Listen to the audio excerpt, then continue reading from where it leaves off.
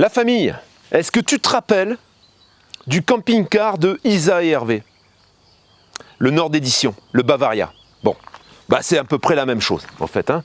Chez Pilote, alors comment ça se passe? Pilote, Bavaria, le Voyageur et Frankia, hein, puisque ça fait partie du même groupe. Pourquoi je te parle de ce véhicule? Parce qu'en fait pour moi, sans vouloir froisser qui que ce soit, c'est pas un pilote. Voilà. C'est pas un pilote, c'est un matériel qui est fabriqué au même titre d'ailleurs que les Bavaria et les Le Voyageur, dans les usines Le Voyageur.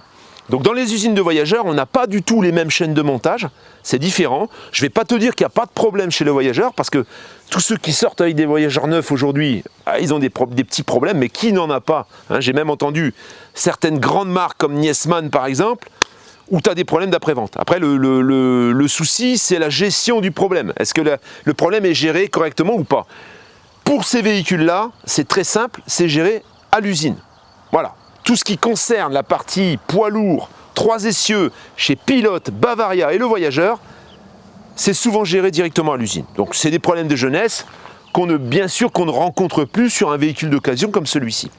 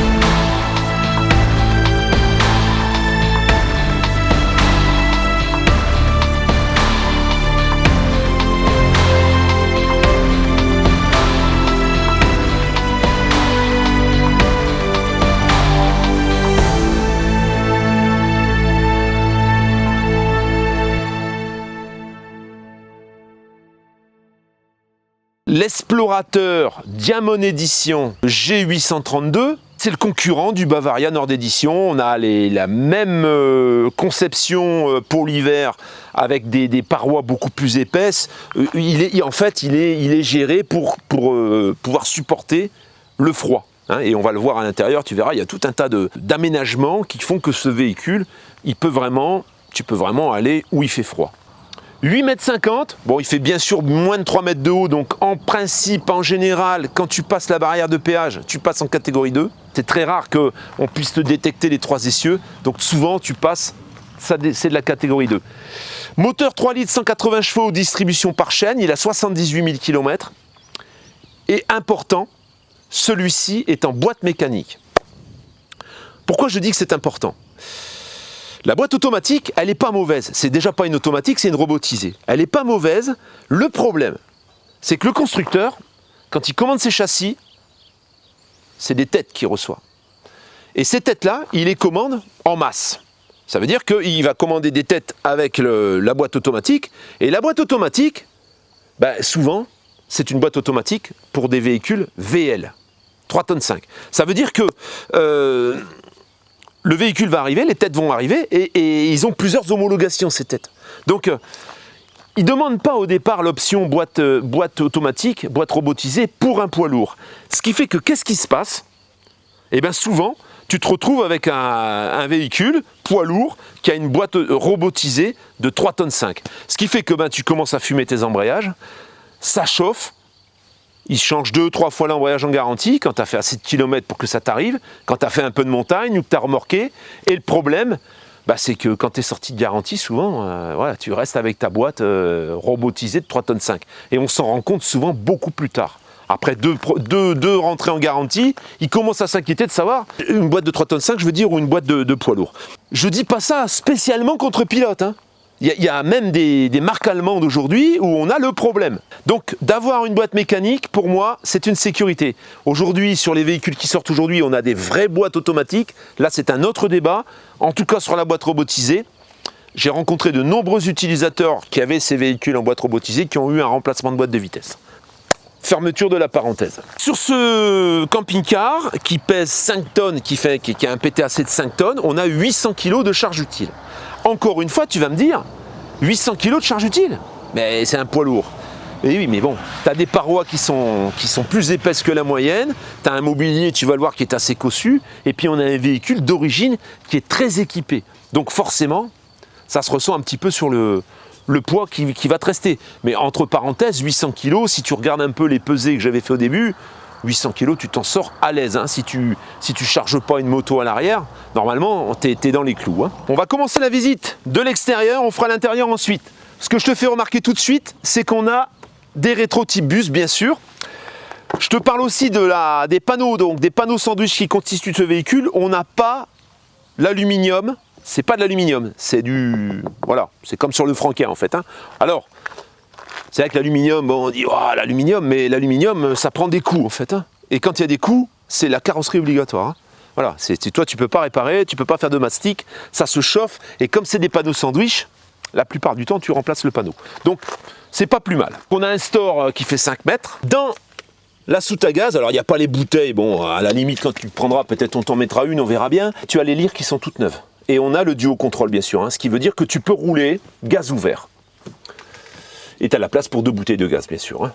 On est sur un double plancher total bien sûr. Hein. On est sur un double plancher, un petit peu comme ce que moi j'ai sur le Franca de toute façon. Excuse-moi encore de parler de mon Franca, mais j'aime bien comparer. Donc double plancher, comme tu peux le voir, tu as des accès aux banquettes. Hein. Là on est directement sur la banquette. Alors je t'expliquerai ensuite, il y a une transformation pour passer en 5 places, parce qu'on est en 5 places carte grise. Hein.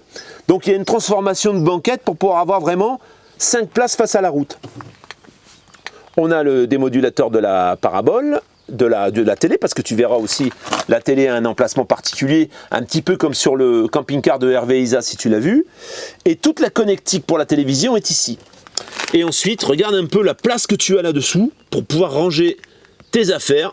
C'est énorme. Et alors, c'est chauffé.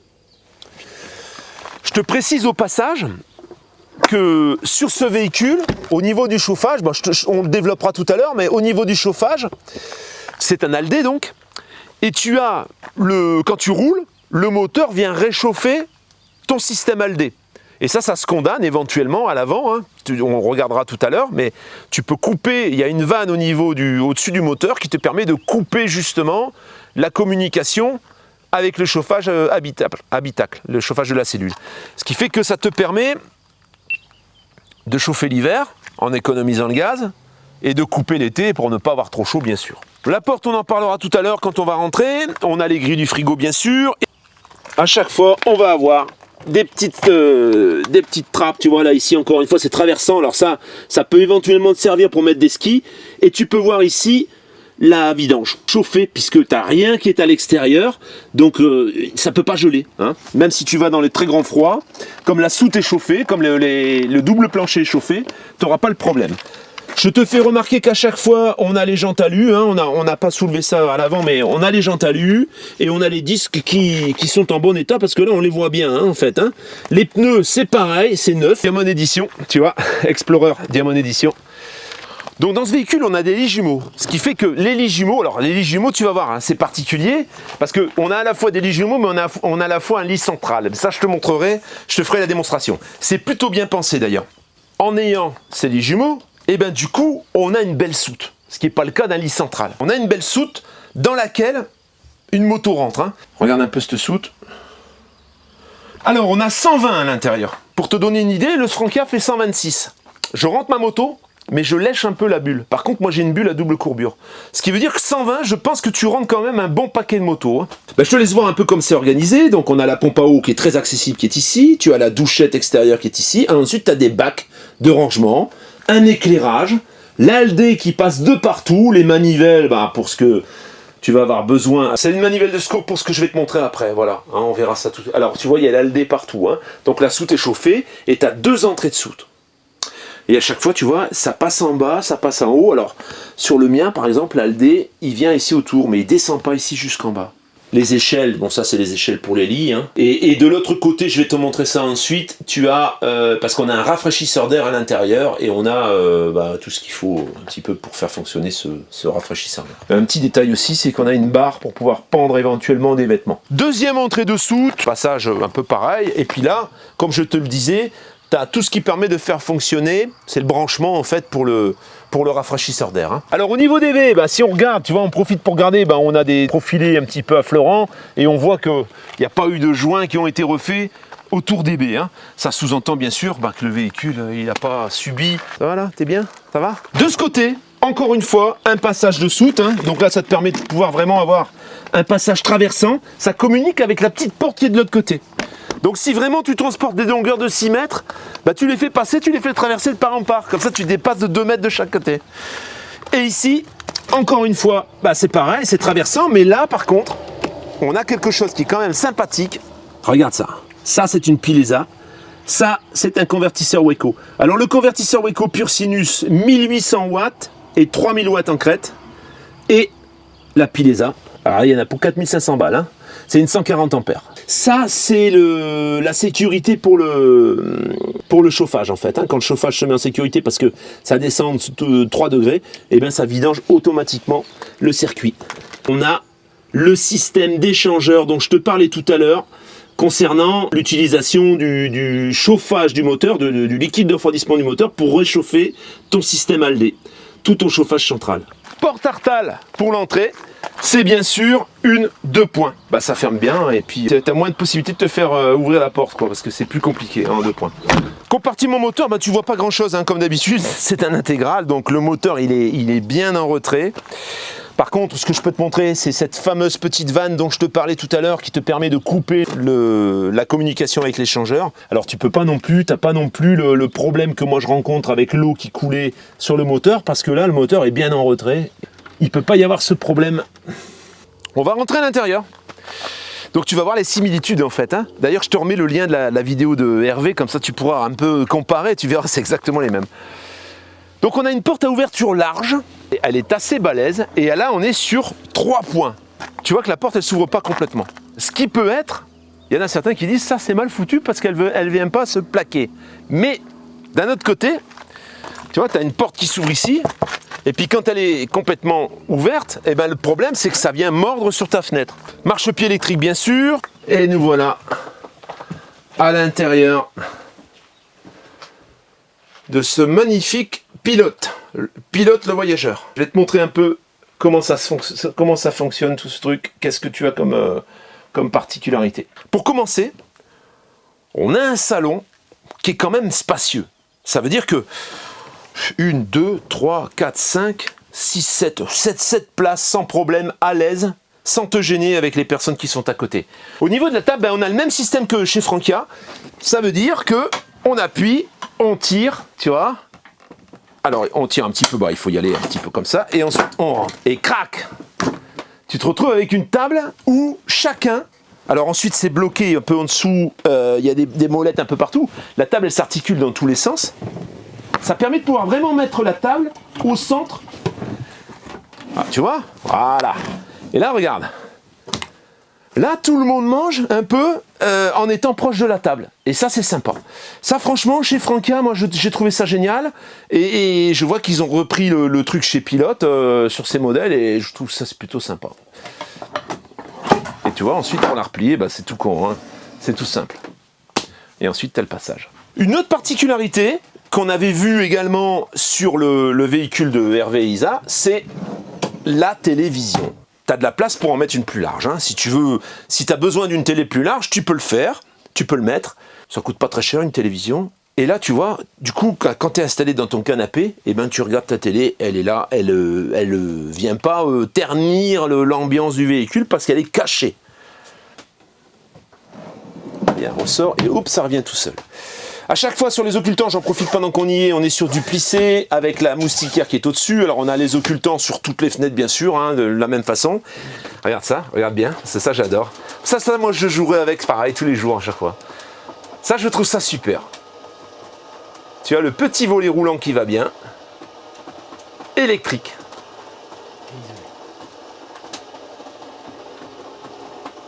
Voilà, on va le fermer, ça va nous enlever les contre-jours, regarde ça. Une fois que tu as fermé les deux côtés, bah t'es tranquille. Tu peux faire dodo peinard. On va continuer avec l'avant et le poste de conduite. On a le poste de conduite Fiat que tu connais, l'autoradio Pioneer qui fait également caméra de recul, qui fonctionne en roulant. Et il y a un système audio Pioneer qui va jusqu'au bout du véhicule, même dans la chambre. Je te montrerai tout à l'heure les haut-parleurs. Régulateur de vitesse, boîte 6 vitesses, hein, boîte mécanique, c'est tout, hein, climatisation. Hein, après c'est du classique, tu connais, hein, tu vois qu'il y a un kit main libre. Hein, si tu as pu noter qu'il y avait le petit micro, donc pour téléphoner c'est sympa aussi. Ton téléphone se connecte en Bluetooth. Des petits pare-soleil, tu vois, ici, qui permettent de... Bah, tu peux les descendre beaucoup plus bas. Mais tu as des pare-soleil pour quand tu roules, pour éviter d'avoir la lumière dans la figure. C'est pas des battants. Et je trouve ça beaucoup plus pratique également. Je te précise également que les sièges ne sont pas des sièges Fiat. Ce sont des sièges Agouti. La particularité de ces sièges, c'est d'être plus confortable. C'est une option. Hein. Ça c'est une option à la commande du véhicule. Ça te permet d'avoir des sièges plus confortables et surtout réglables en hauteur. On est un peu plus enfoncé dans le siège en fait. Hein. Le lit. Tu as un lit, ce lit pavillon, bah, la literie est neuve. Comme de toute façon, toute la literie du véhicule. Toute la literie du véhicule est neuve. Hein. Les matelas sont neufs. D'ailleurs, celui-ci est encore sous plastique. Donc, ils ont été remplacés pour la vente, bien sûr. Hein. Ici, au fond, tu as un petit rangement donc, pour mettre tes affaires au moment où tu es couché. Bon, là, on a mis des coussins, mais on pourrait tout aussi bien mettre le téléphone, etc. Les éclairages qui sont ici pour pouvoir lire la nuit. 5 places carte grise. Je trouve que c'est super bien foutu. Parce que tu as 2 places ici. Donc ça, c'est des places face route. Et là, je sais pas si tu te souviens, tu avais une banquette en fait. Tu avais une banquette et là, ici, bah, tu avais un meuble, tu vois. Là voilà, ça s'est replié ici. Ça se replie comme un portefeuille en 3. Pouf, ça vient se plaquer. Et toute la partie assise, qui était normalement comme ça, elle se pivote pour faire face route. Du coup, tu as 5 places face route, parce que tu as les 2 places chauffeur et passager, et les places face route du salon. Voilà, ça, je trouve ça vraiment très très astucieux. J'avais jamais vu ça. Voilà, c'est la première fois que je vois ça, et je trouve que c'est bien imaginé. Alors, je te fais remarquer aussi, on a des prises un peu partout, hein. On a des prises de courant en 220 un peu partout qui ont été rajoutées par rapport au convertisseur. Donc tu peux faire fonctionner tout un tas d'appareils. On verra à la cuisine d'ailleurs, il y en a eu pas mal qui ont été rajoutés aussi. Tu peux faire fonctionner plein d'appareils sur ton convertisseur. Tu as une niche sur ce côté en fait pour pouvoir mettre des affaires au moment où tu es dans le lit pavillon. On a les accessibles ici, on a les télécommandes de la télévision et du satellite ici. Et là, eh bien, tu as du placard, quoi. Hein. Tu sais ce que c'est que des placards. L'éclairage indirect. Tout le tour du véhicule, on a un éclairage à LED comme ça. Et on a un éclairage ici, avec des spots également sur les 2 côtés. Donc on a quand même un éclairage. Je pense que la nuit, ça doit être vraiment super cosy. Hein. Je te fais remarquer au passage également, tant qu'on y est, cette bande d'éclairage également. Les porte-manteaux à l'entrée. Alors le tableau de contrôle, c'est le tableau de contrôle complet. Hein. On a la commande du volet. Alors ça, je t'en parle tout de suite. On a le chauffage Truma. Alors il n'y a pas de gaz, donc forcément, eh ben, il clignote. Hein. Et là, le tableau où on peut avoir le voltage de la batterie, la contenance en eau. Alors en parlant de la contenance en eau, on a 250 litres d'eau propre. Et alors l'eau usée, on pense à 150 litres, mais on n'est pas sûr. Je pense que ce serait plutôt 180 normalement, mais bon, apparemment ce serait autour de 150 litres. Hein. La sonde, ça c'est la sonde de température, hein, et le câble contrôle où tu peux commander la pompe, le 12 volts, etc. Ça, c'est la commande de la parabole. Et alors, ici aussi, tu vois, on a une moustiquaire pour l'été quand tu laisses la porte ouverte, bien sûr. La commande, c'est la commande du CP+. Hein. Ça veut dire que tu as les nouvelles commandes couleurs, hein, tu as l'écran couleur. Et ça, je vais t'en parler, j'ai oublié. Donc, qu'est-ce que c'est ça? Ça, c'est une ventilation forcée. Ça veut dire que ça va ventiler, ça va faire ressortir l'air qu'il y a dans le double plancher pour te le faire monter ici. Donc, ça peut te rafraîchir un petit peu l'été. Et alors, il y a une deuxième position, tu as deux positions de ventilation. Et plus bas, ça marche indépendamment de l'ALD, tu as un chauffage au gaz. Voilà, chauffage au gaz additionnel qui va te permettre d'avoir un fond de chauffage sans avoir besoin d'allumer l'ALD. Hein, c'est aussi un chauffage qui va réagir beaucoup plus rapidement que l'ALD. Parce qu'au moment où tu démarres l'ALD, le temps que les tuyaux soient chauds, il peut se passer une vingtaine de minutes, un quart d'heure, 20 minutes. Alors que là, c'est immédiat. Donc tu peux déjà apporter un point de chauffage sans avoir à allumer ou même si tu as allumé ton ALD, ben, tu as le temps de patienter, quoi. Cuisine. Cuisine, la particularité de cette cuisine, c'est d'être droite. On n'a pas de retour L. L'avantage, c'est que du coup, ça te fait un grand plan de travail. Ça te fait une grande place où là, tu peux mettre ta machine à café, ton robot, tout ce que tu veux. Parce que justement, tu as le plan de travail qui est très dégagé. Je te fais remarquer tout de suite au passage, ça c'est habillé. Ça veut dire que ton store, il est derrière, donc les projections. Le problème, il est là. Moi, par exemple, sur le Frankia, encore une fois, je vais encore te parler de mon Frankia, tu as la cassette de la fenêtre qui est apparente, qui est saillante. Et on a un papier décor, donc, contre les parois. Le truc, c'est que quand tu cuis, tu as toujours des projections de gras. Et du coup, ces projections de gras, qu'est-ce qu'elles font? Ben, elles viennent t'empéguer un peu toute ta paroi. Là, avec ça, c'est facile d'entretien. Un coup d'éponge, tu vois, c'est une matière un peu plastifiée. Un coup d'éponge et c'est parti. Et tu as malgré tout la sortie de l'ALD. Plaque 3 feux, c'est suffisant. Plaque 3 feux au gaz avec le piezo, bien sûr. Donc ça se rince assez facilement parce que c'est de l'alu, ça fait comme un bac. Donc ça peut pas, même si tu fais déborder du lait, ça coulera pas à côté. Le petit évier en inox qui est ici, qui va bien. Petite étagère, un crochet pour mettre éventuellement une éponge ou peu importe. Au niveau des placards, bah tu as des rangements partout, tu vois, c'est éclairé avec les LED.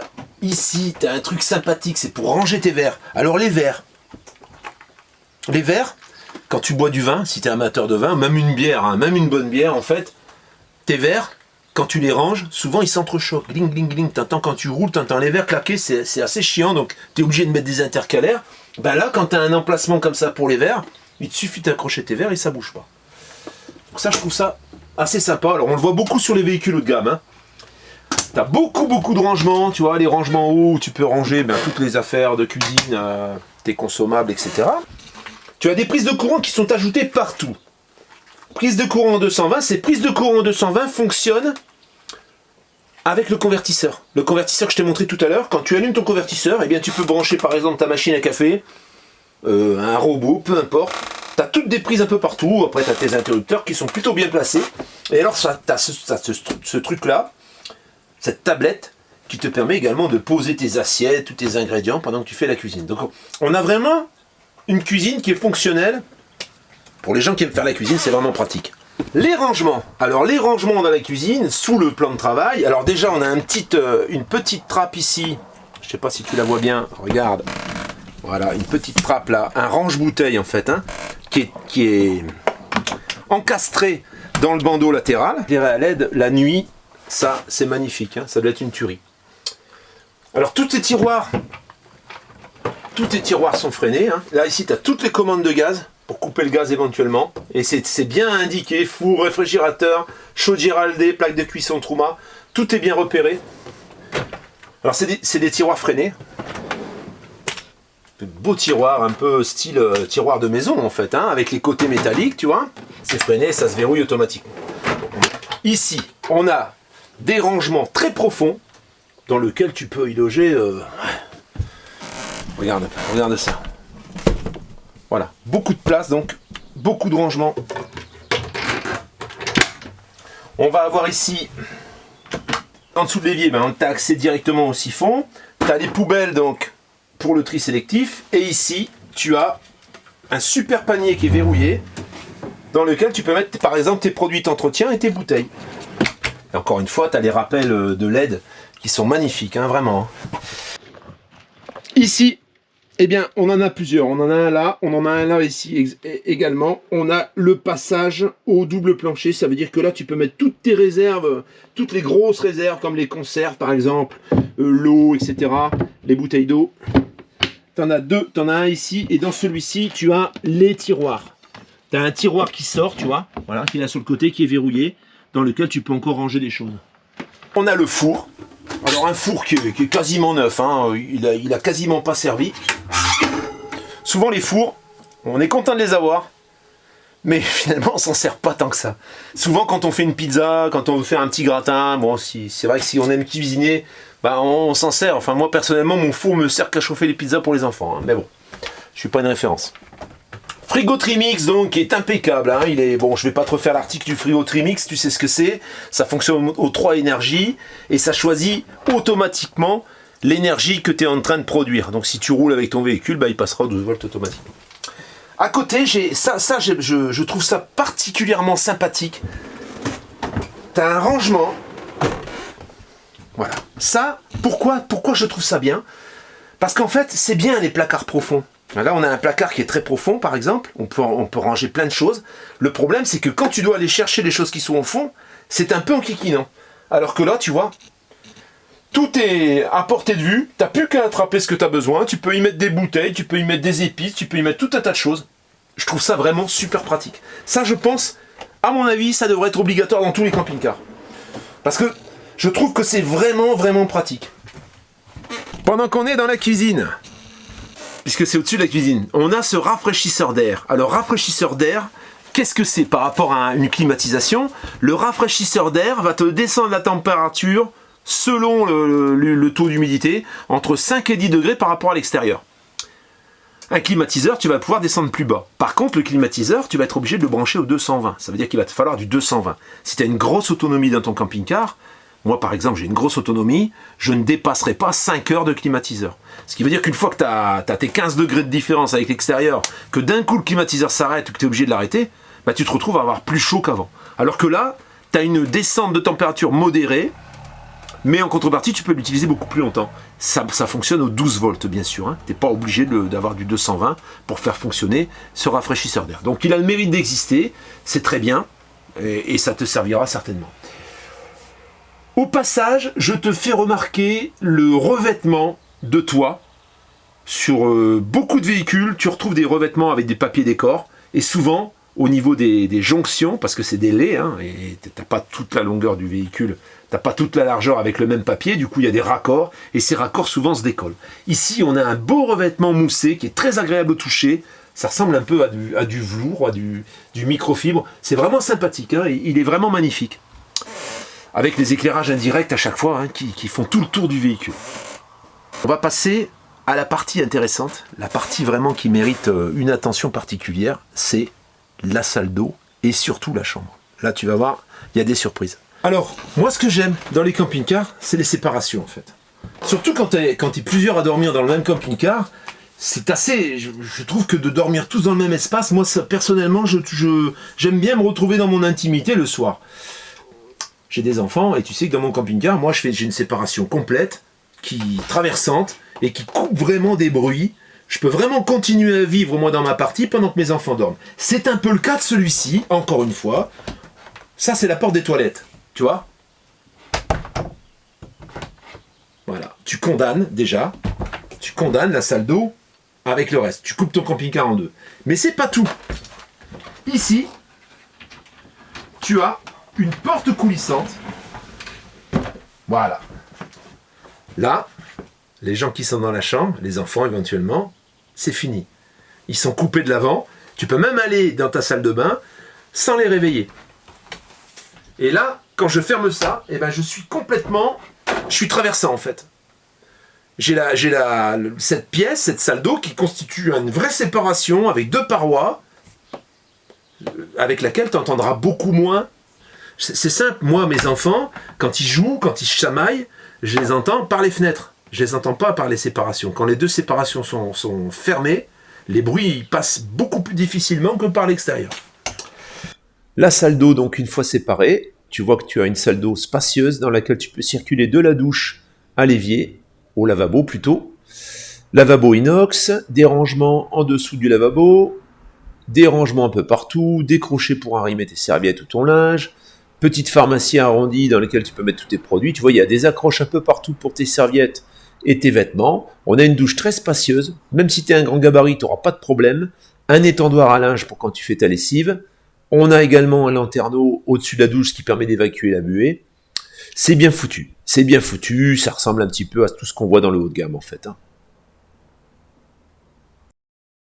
La chambre, maintenant, la chambre. Alors la chambre, on est sur des lits jumeaux.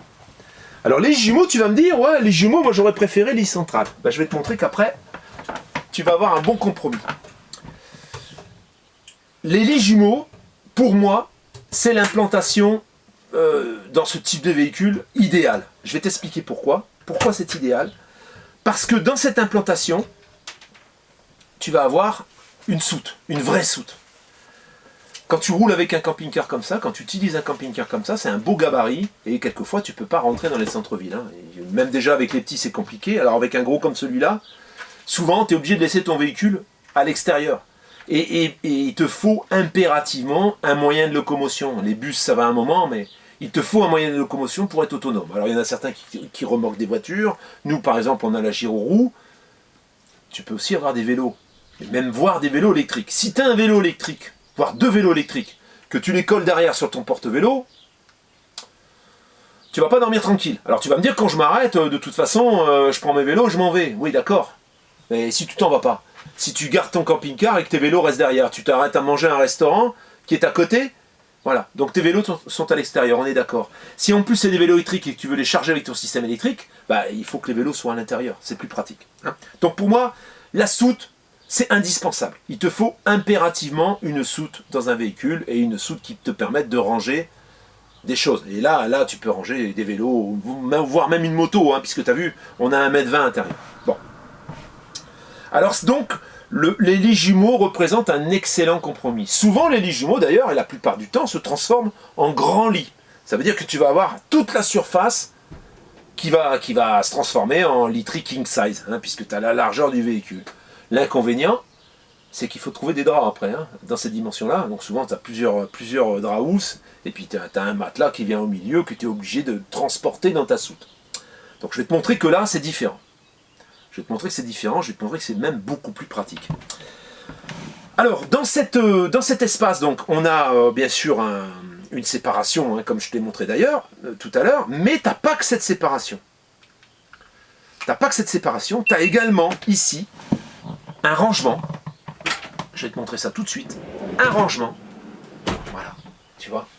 Ça, c'est pas la séparation, c'est le rangement qui vient devant la séparation. Ici, eh bien, qu'est-ce qu'on a? On a de grands placards. De grands placards dans lesquels tu peux mettre des choses. Tu peux même mettre un aspirateur de maison, tu peux mettre tout ce que tu veux là-dedans. Hein, c'est énorme. Et ça, t'en as pas qu'un, t'en as deux. Tu vois? De ce côté-là, c'est des étagères. Et tu as même des petites niches sur le côté, tu vois, dans lesquelles tu peux éventuellement planquer des choses. Les placards hauts, bien sûr, hein, voilà, à chaque fois, des deux côtés. Alors celui-ci, il n'est pas fermé parce que tu as la télévision. D'ailleurs, tu as toute la connectique pour la télé qui est ici. Des rangements ici au-dessus, des rangements ici au-dessus. Deux sommiers, tu vois. Les deux sommiers se redressent sur la partie haute pour pouvoir être à moitié, un petit peu assis en fait, hein, avec le buste relevé, si tu veux lire dans ton lit. Maintenant tu vas me dire, ouais mais alors tu fais comment là pour transformer le lit? C'est bien beau ça, tu me dis que ça fait lit central, mais je vois pas comment ça fait lit central. Eh bien je vais te montrer ça tout de suite. Le lit, là on est, tu es d'accord, on est sur des lits jumeaux. Alors maintenant je vais te montrer comment on est sur des lits, sur un lit central.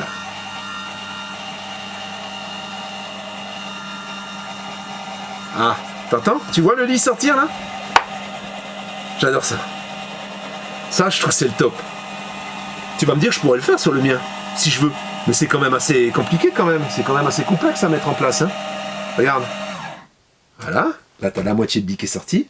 Alors, moi, ça te laisse, tu vois, ça te laisse un espace là où tu vas avoir en fait la sortie de l'aldé qui est ici. Voilà. Donc, tu pourrais éventuellement combler avec un matelas, mais bon, C'est des litres 80, donc après quand tu l'as transformé, ça fait un litre 160. Et l'autre côté, bah pareil. Hein.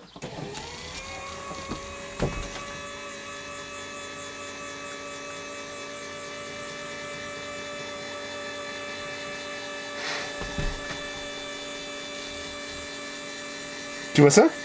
C'est un truc de dingue, non? Et voilà. Et te voilà aujourd'hui, maintenant, voilà. Tu voulais le lit central.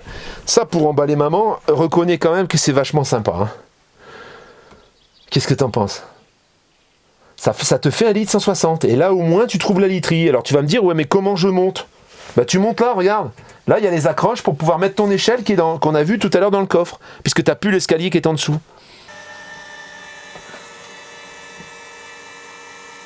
Ensuite, bah, il suffit d'écarter les lits. Je pense que si moi j'avais un truc comme ça, j'utiliserais beaucoup plus facilement le lit, agrandir le lit, que de le laisser. Bon, après, si tu veux faire avec les deux bras, faut être grand. Hein. Tu vois, faut être un peu grand. Si tu veux faire les deux à la fois.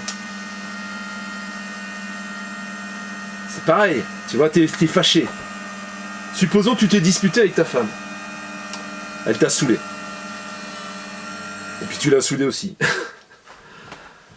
Et puis pendant la nuit, tu te rabiboches en fait. Vous dormez à l'auberge du cul tourné chacun de son côté.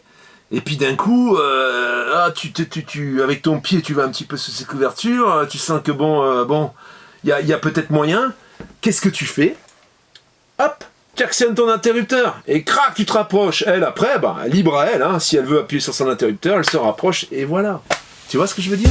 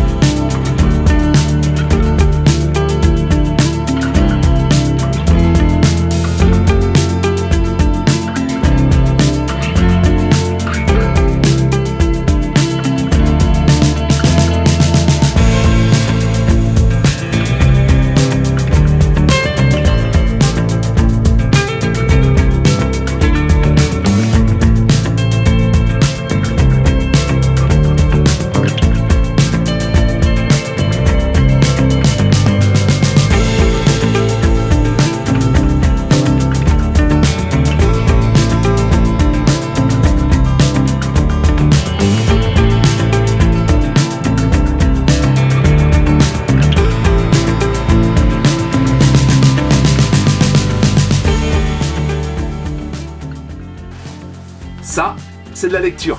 Il y a toute la lecture. Hein. Là, t'en as pour plusieurs mois à tout lire. Il y a tout ce qu'il faut, en fait. Hein. Le suivi du véhicule, le véhicule est révisé. Hein. Il sort de révision, en fait. Donc, tout est fait. T'as rien à prévoir. Dans les détails importants, déjà, on a 2 chauffages.